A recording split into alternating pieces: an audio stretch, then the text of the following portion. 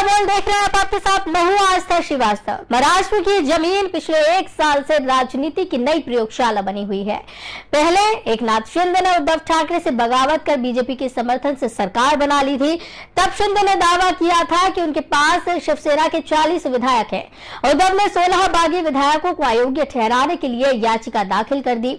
ठीक ऐसी ही स्थिति महाराष्ट्र में फिर से बन गई है।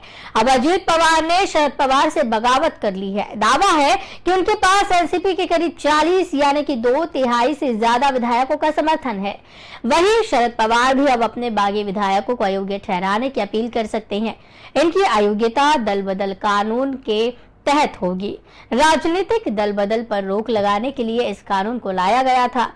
इसके लिए 1985 में राजीव गांधी की सरकार में बनाए गए उन सांसदों या विधायकों को अयोग्य घोषित किया जा सकता है जो किसी राजनीति दल या चुनाव चिन्ह से चुनाव जीतने के बाद खुद ही अपनी पार्टी की सदस्यता छोड़ देते हैं, पार्टी लाइन के खिलाफ चले जाते हैं, पार्टी विहिप के बावजूद वोट नहीं करते, पार्टी के निर्देशों का उल्लंघन करते हैं।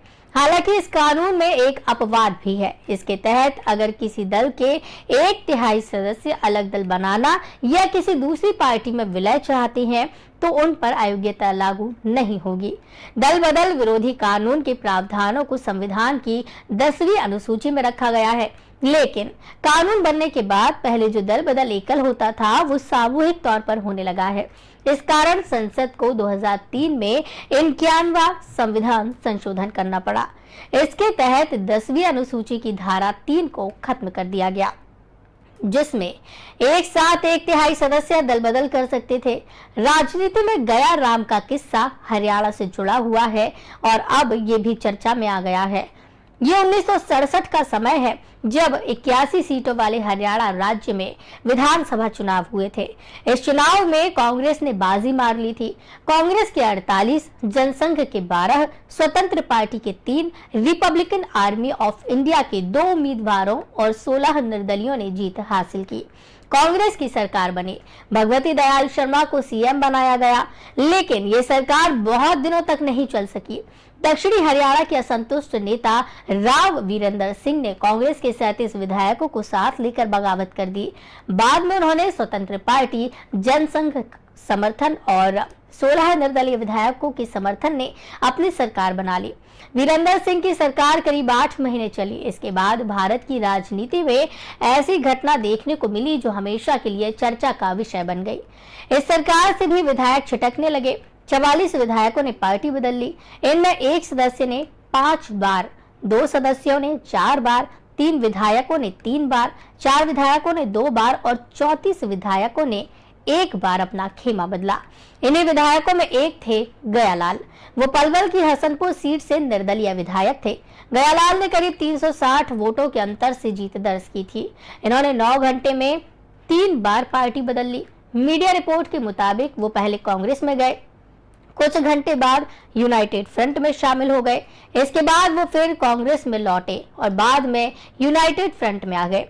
तब राव वीरेंद्र सिंह ने चंडीगढ़ में मीडिया को संबोधित किया था और कहा था कि गयाराम अब आयाराम है। संभवतः इसी घटनाक्रम की बाद से दल बदलियों के लिए आयाराम गयाराम मुहावरे का इस्तेमाल होने लगा।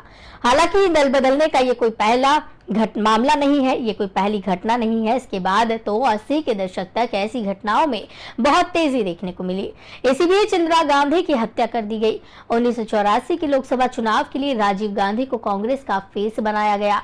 तब राजीव ने लोगों से दल बदल कानून लाने का वादा किया। कांग्रेस सत्ता में लौटी। राजीव गांधी को प्रधानमंत्री बनाया गया।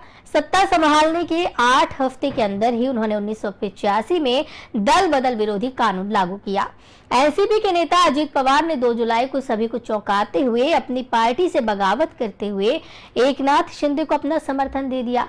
उसी दिन उन्होंने डिप्टी सीएम पद की शपथ ले ली। उनके साथ एनसीपी के 8 विधायक छगन भुजबल, धनंजय मुंडे, अनिल पाटिल, दिलीप वलसे पाटिल, धर्मराव अत्राम, संजय वनसोड़े, अदिति तटकरे और हसन मुशरीफ को भी शिंदे मंत्रिमंडल में जगह दी गई थी। अजीत गुट के लिए अब एनसीपी के चुनाव चिन्ह पर अपना दावा ठोकने का भी मामला सामने आ रहा है। उनका कहना है कि एनसीपी के 40 विधायक उनके साथ हैं। वैसे अजीत द्वारा एनसीपी पर कब्जा कर पाना इतना आसान नहीं होगा। नियम के मुताबिक दोनों गुटों को खुद को असली एनसीपी साबित करने के लिए पार्टी के पदाधिकारी, विधायक और सांसदों का बहुमत होना जरूरी है। केवल बड़ी संख्या में विधायकों का सपोर्ट हासिल होने भर से पार्टी पर किसी का अधिकार साबित नहीं हो जाता। चुनाव आयोग सांसदों और पदाधिकारियों के समर्थन को ध्यान में रखते हुए ये फैसला लेगा। नियम के मुताबिक अजीत खेमे को तुरंत एक अलग पार्टी की मान्यता नहीं मिल सकती। हालांकि दल बदल विरोधी कानून बागी विधायकों को तब तक सुरक्षा प्रदान करता है जब तक वे किसी अन्य पार्टी में विलय नहीं कर लेते हैं या नई पार्टी नहीं बना लेते। इसके बाद जब वे चुनाव चिन्ह के लिए आयोग से संपर्क करते हैं तो आयोग चुनाव चिन्ह आदेश 1968 के आधार पर फैसला लेता है। लोकसभा के पूर्व महासचिव पीडीटी आचार्य के मुताबिक चुनाव चिन्ह के आवंटन पर निर्णय लेने से पहले चुनाव आयोग दोनों पक्षों को विस्तार से सुनेगा। पेश किए गए सबूतों को देखने के बाद यह तय करेगा कि कौन सा गुट असली पार्टी है।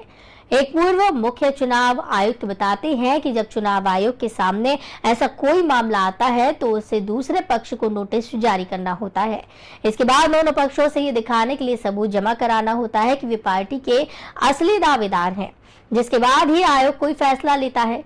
हालांकि प्रक्रिया इतनी आसान और छोटी नहीं है। हर गुट के दावों की जांच के दौरान आयोग को न केवल उसके विधायकों, एमएलसी या सांसद बल्कि उनका समर्थन देने वाले संगठन के पदाधिकारियों और प्रतिनिधियों को भी ध्यान में रखना होता है। तो महाराष्ट्र में एक बार फिर से ऐसी स्थिति बनती हुई नजर आ रही है। फिलहाल हल्ला बोल में मेरे साथ इतना ही। आप देखते रहिए पी न्यूज। नमस्कार।